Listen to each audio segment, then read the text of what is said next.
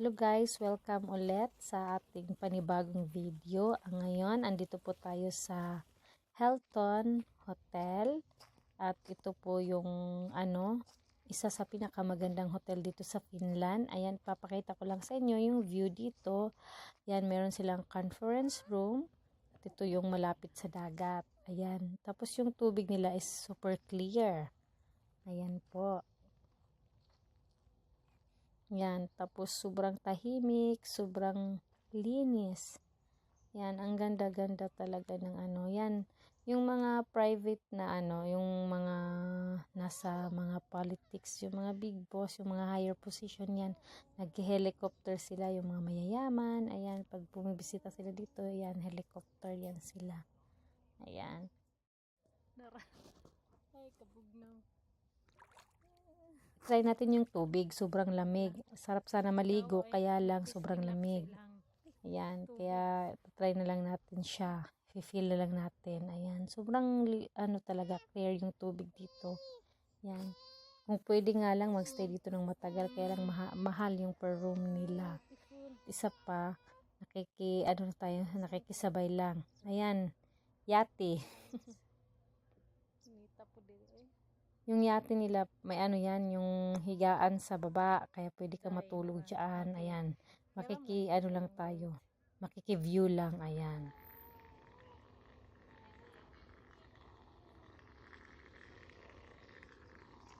Ito yung yung rooms. At yan, yung hotel na conference meeting nila. Yan, maraming tao na papasok kasi magsa-start na yung meeting nila. At yung iba naman ay pauwi na kasi tapos na yung iba. Ito kasi yung hotel na tawag yan, maraming mga grupo na nagmi-meeting. Ayan, mga politics or yung mga big groups dito sa Finland. At isipapang, meron siyang meeting ngayon. Kaya, ayan, nakikisabay tayo. At the same time, parang holiday na rin. So, short holiday ko na rin. Ayan. Ito po, maraming sasakyan kasi nga kadalasan dito sa Finland ay may sariling car. Ayan, lalong-lalo na pag nasa malayo ka sa capital city kasi yung sa capital city okay yung mga nila transportation, pero pag malayo wala masyado kaya may private car.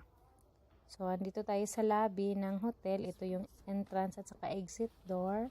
Ayan, papakita ko lang sa inyo. Ito. Ganyan po siya kaganda at kabongga, 'di ba? Ngayon ito po yung sa loob ng hotel. Yan yung mga rooms, yan yung elevator. Ito naman sa labas.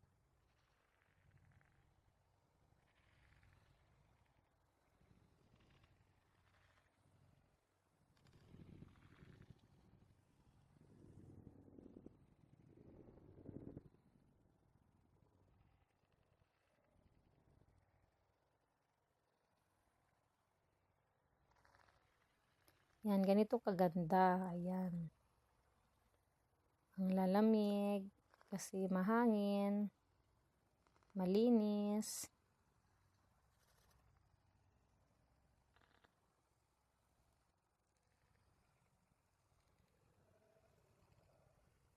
Yan, ikutin natin yung kapaligiran.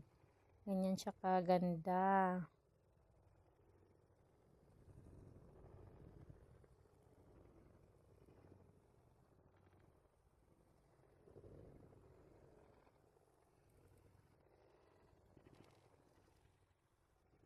Yan, maraming mga halaman, mga puno, ganun, dito sa Finland. Kaya, wala masyadong baha-baha kasi maraming sisip-sip sa tubig pag umuulan.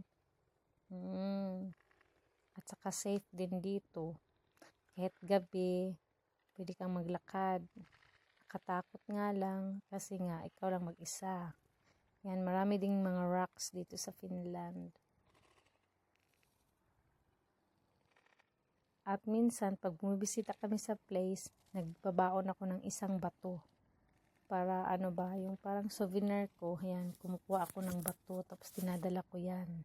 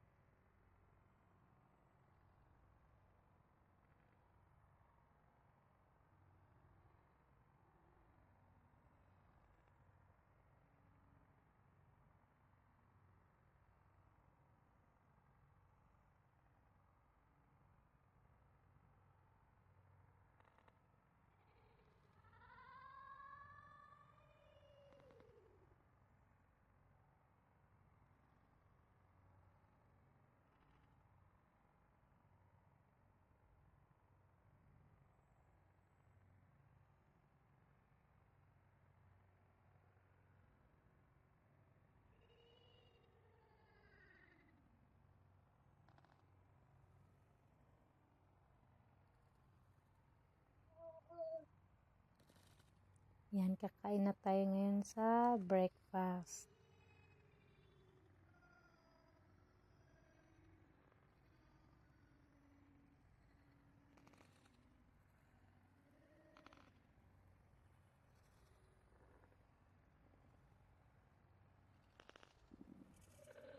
Tara na, punta na tayo sa sa restaurant ulit para makakain na ng breakfast. Ayan. So, ito na, dito na tayo. Tapos, yung kakainin natin is Finland traditional breakfast nila. Ayan, maraming mapagkain. Pili ka lang kahit ano, ayan. Ito yung breakfast na kakainin natin. Ayan, maraming mga berries. Ayan. Iba-ibang fruits, naka-slice fruits. Ayan. May mga coffee din. Ayan, kakain na tayo. Ayan muna yung unang kinuha natin. So, may juice. Ayan. Kasama ko si Lablab. Ayan.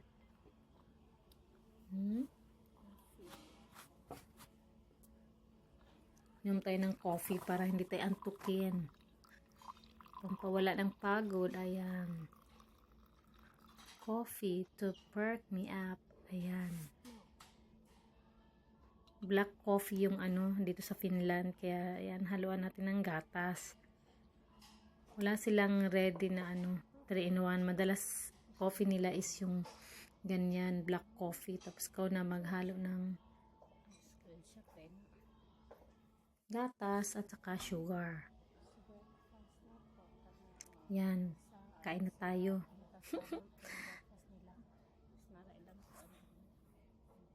Yan. Wala masyadong tao kasi nga COVID, diba? At saka nasa meeting din sila. Kaya yan, start na tayo. Yan. Yan yung boiled egg, scrambled egg. Ayan, tapos beans. Ayan, kain lang ng kain, malaki subo. Ayan, lagyan pala natin ng sugar yung coffee. Nakalimutan natin lagyan ng sugar. Ayan.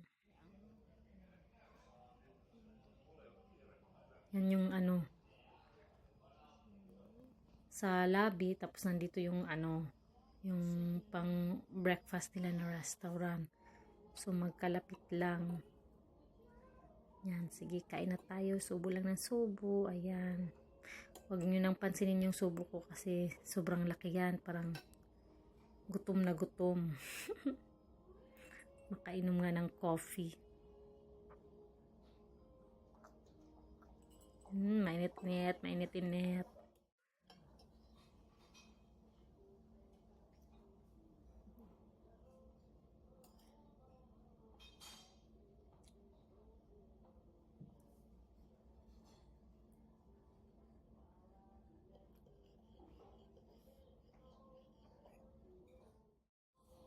Ka-check nga ulit ng Facebook saglit habang kumakain. Ayan, nandyan na naman si telephone. Tikman natin yung nila, yung orange blood, orange. Ayan, dati hindi ko kasi kabisado na may blood orange pala. Nung una ko dito sa Finland, binilhan ako ni Fafang. Pagbukas ko ganyan, pula, yung pulang-pula talaga na dugo. Sa akala ko sira, tinapon ko lahat. Ignorante kasi. Yun pala, blood orange pala yun. First time kong nakita ganon. Kaya tinapon ko. Ayan, kain tayo ng mixed fruits.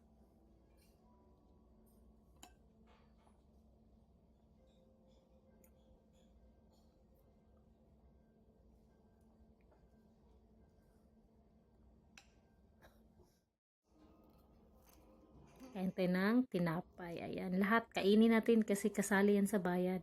Kain lang ng kain, magpabusog. Ayan. Sarap-sarap ng kain,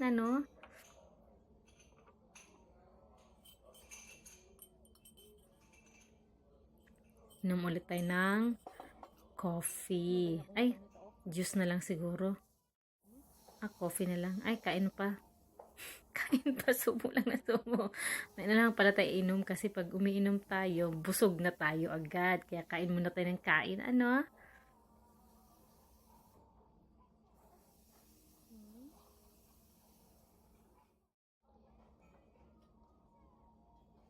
Yan, subo lang ng subo. Ayan. Super. Hala, pabusog. Hindi na tayo magla-lunch kasi sa breakfast pa lang full na tayo. Kaya, ayan. Ngayon, after natin sa breakfast, balik ulit tayo sa room para makapahinga konti. Balikan lang natin yung dagat. Ito yung dagat, diba? Sobrang malinis. Ayan, ito yung conference room. Ayan, daming stairs. Ayan, yan yung conference room.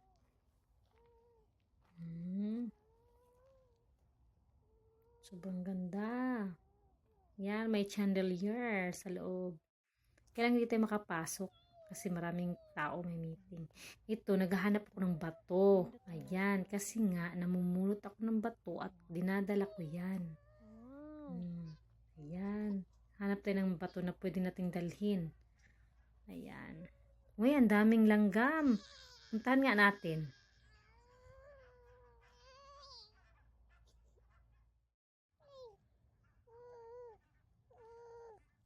Ngayon, andito tayo sa likuran ng hotel. Ayan. Pupunta natin yung langgam. Ay, hindi pala. Mga ibon. Langgam sa Bisaya is ibon yan sa Tagalog. Mga ibon pala yun. Ano ba yan? Mix up na yung Tagalog at saka Bisaya. Bisaya kasi ako. Ayan, nagtatagalog tayo para maintindihan ng lahat. Ayan, lumilipad yung mga ibon. Ba't lumipad?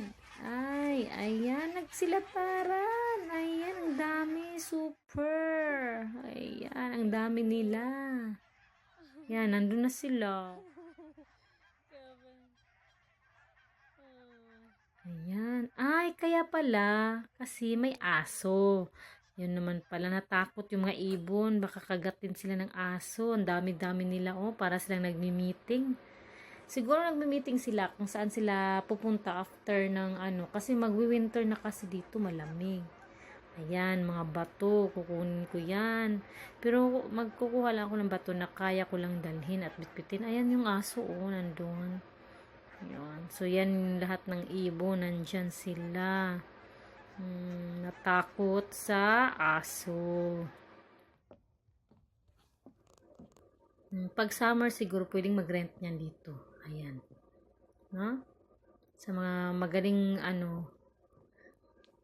gumamit niyan. Ayan. Big rocks. Ito sana gusto kong dalhin eh. Kaya lang sobrang laki ng bato. Ayan, ang ganda talaga ng view dito. Ayan, gusto ko. Tahimik, masarap ang feeling. Ayan, libutin lang natin siya ng libutin. Kasi wala naman tayong magawa dito kundi mag-enjoy sa place. Ayan. Okay, go. You don't like to stop. Yes.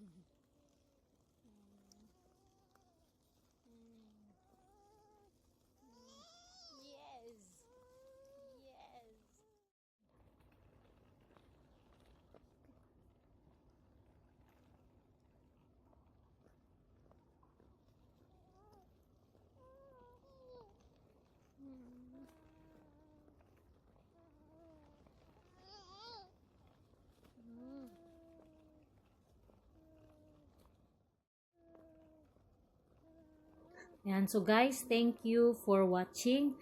May mga karugtong pa ito ha. Kaya abang-abangan nyo. Thanks. Don't forget to like, subscribe, and write a comment below. Thank you.